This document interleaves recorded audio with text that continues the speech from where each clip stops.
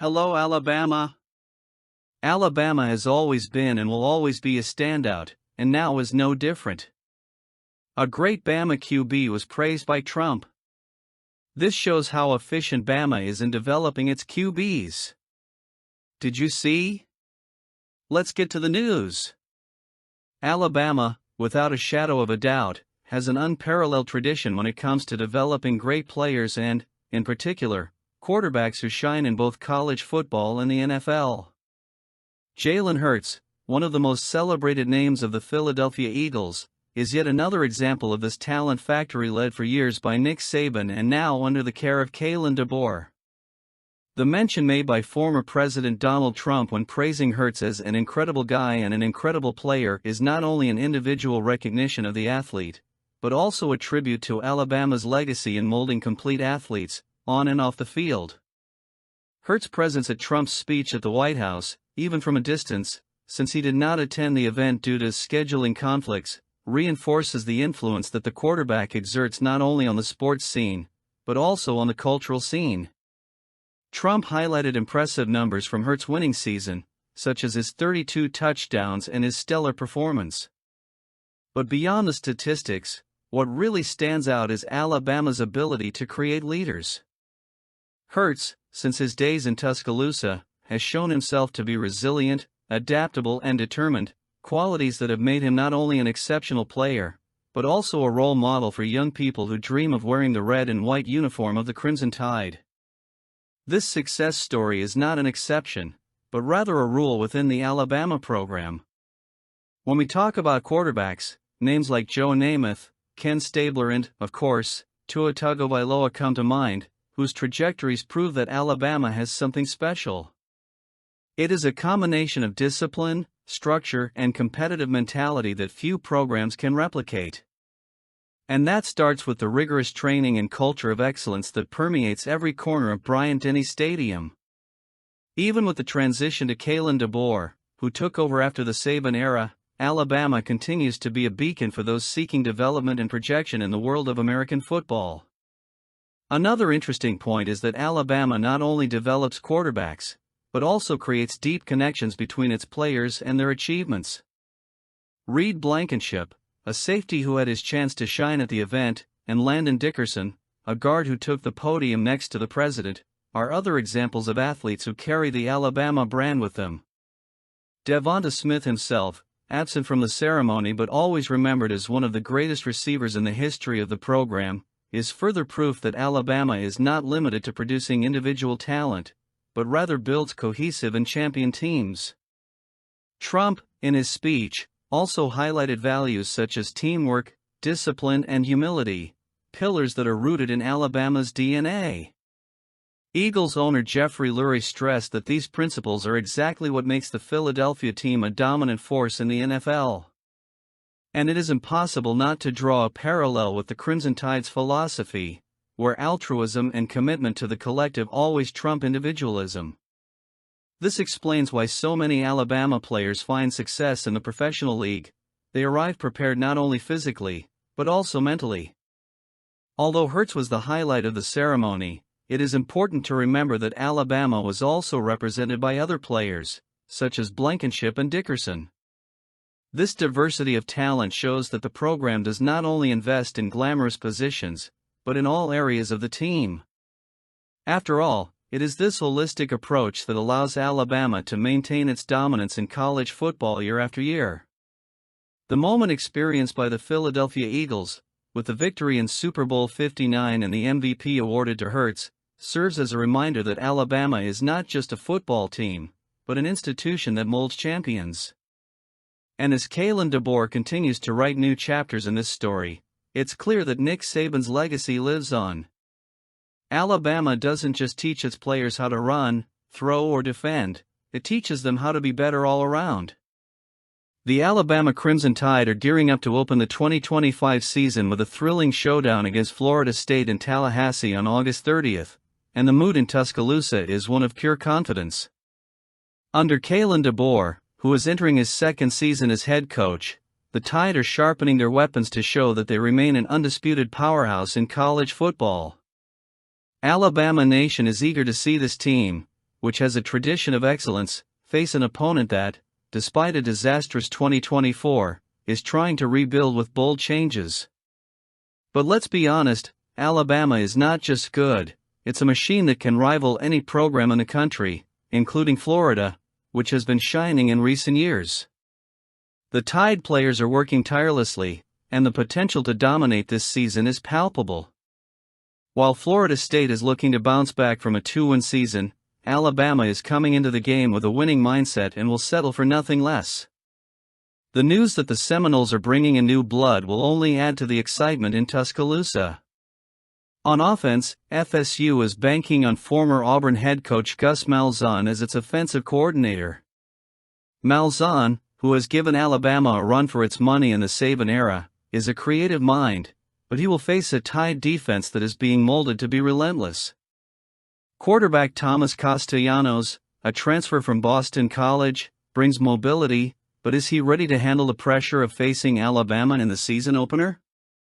The Seminoles receiving corps, led by Squirrel White, a former Tennessee player, and running back Roydell Williams, a name familiar to Alabama fans, will look to surprise.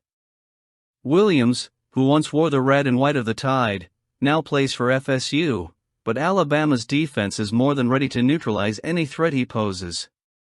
Florida State also made significant changes on defense, bringing in former Nebraska defensive coordinator Tony White to lead the unit. White had success in Lincoln, putting the Huskers' defense among the top 20 in the country, and now he's looking to replicate that feat in Tallahassee. Defensive tackle Darrell Jackson, who backed out of the NFL draft, is the star of this defense. With 31 tackles and 3.5 sacks last season, he's a player to watch, especially for Alabama's offensive line, which will have to protect the quarterback and open up the run game. But let's face it, Alabama has faced bigger challenges and come out on top. Coach Mike Norvell, who was considered for the Alabama job before DeBoer was drafted, is under pressure. After a glorious 2023, with an ACC title and an undefeated run before being snubbed in the playoffs, Norvell watched his team fall apart in 2024. Over-reliance on the transfer portal took its toll, and last season's season-opening loss to Georgia Tech in Ireland was just the beginning of a campaign to forget. Now, with a contract extension that keeps him financially secure, Norvell must prove he can rebuild FSU. Losing to Alabama in the 2025 opener would be a major blow to his aspirations. Meanwhile, Kalen DeBoer, who has bravely embraced Nick Saban's legacy, is focused on keeping Alabama on top. The fans, who pack Bryant-Denny Stadium like a clan, are already dreaming of another national title. And why not? This roster has depth, talent, and most of all, heart. The opener against Florida State will be more than just a game, it will be a statement that Alabama is ready to dominate. Let's get going! The 2024 season brought challenges that left deep scars on fans' hearts and raised questions about the future under Kalen DeBoer. Now, with eyes on 2025, expectations are higher than ever, and names like Paul Finebaum, when it comes to the SEC, put even more pressure on a program accustomed to winning. Finebaum got straight to the point, as he always does. The ceiling for Alabama in 2025 is the national championship. There's no room for intermediate goals in Tuscaloosa. Yet he also acknowledged something that many fans may not want to hear: the biggest obstacle to achieving that goal isn't necessarily the games against traditional rivals like LSU or Auburn, but rather the inexplicable failures that marked last season. Losses to Vanderbilt and Oklahoma were especially tough to swallow, not just because of the level of competition, but because they represented failures to live up to the standard of excellence that Alabama has set for itself over the years. Of course, no one can underestimate the emotional toll of watching Alabama defeat Georgia, then the nation's top-ranked team at the time, in its inaugural season under DeBoer. That victory was a powerful reminder that the program still has the best of its kind. But at the same time, the unexpected losses exposed weaknesses that need to be addressed. For Finebaum, the top priority in 2025 should be eliminating those costly stumbles. It's not enough to just win the big games, you have to dominate every matchup, regardless of the opponent. That's the standard Nick Saban set, and now Kalen DeBoer needs to prove he can carry the torch without wavering. But while the focus is on avoiding the mistakes of the past, there's another element that looms over Alabama's future: the quarterback position. It's impossible to talk about the Crimson Tide's success without mentioning the names that have worn the uniform, such as Tua Tagovailoa, Mac Jones, Bryce Young and, most recently, Jalen Milroe. All of them have not only been protagonists on the field, but also candidates for the Heisman Trophy. The upcoming season, however, brings an unusual uncertainty: who will be the next leader of this team? The competition is wide open between Ty Simpson, Austin Mack, and Keelan Russell.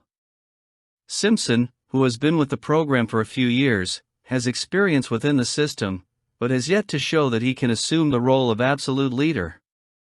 Mack, who transferred from Washington along with DeBoer, brings with him knowledge of the coach's offensive scheme, but has yet to earn the full trust of the fans. And then there's Keelan Russell, the five-star freshman who is generating excitement due to his youth and potential, but also concerns due to his lack of experience in high-level games. Feinbaum pointed out that this lack of definition on offense is a worrying sign for Alabama. In a program where the quarterback position has always been synonymous with stability and excellence, the lack of a clear name to lead the offense in 2025 could be a significant hurdle. Finding a quarterback quickly who can guide the team is not only important, it's essential. With the pressure on to return to the playoffs and compete for a national title, there's no room for prolonged experimentation or late-game adjustments. The angst in Tuscaloosa is understandable. Even after a win over Georgia, the feeling that something needs to change is in the air. Some fans are already clamoring for DeBoer's head, even though this is only his first year on the job. That impatience reflects the unique environment that surrounds Alabama, a place where anything short of the top is considered insufficient. And while that may seem unfair to some coaches, it's exactly that mentality that has made the Crimson Tide a college football powerhouse. But as Feinbaum pointed out, the real challenge will be avoiding the costly mistakes of last year and quickly finding a quarterback who can lead the team back to the top. In 2025, Alabama won't just be playing to win, it'll be playing to prove that it remains the gold standard of college football. What will that look like? We'll have to wait and see. Let's talk.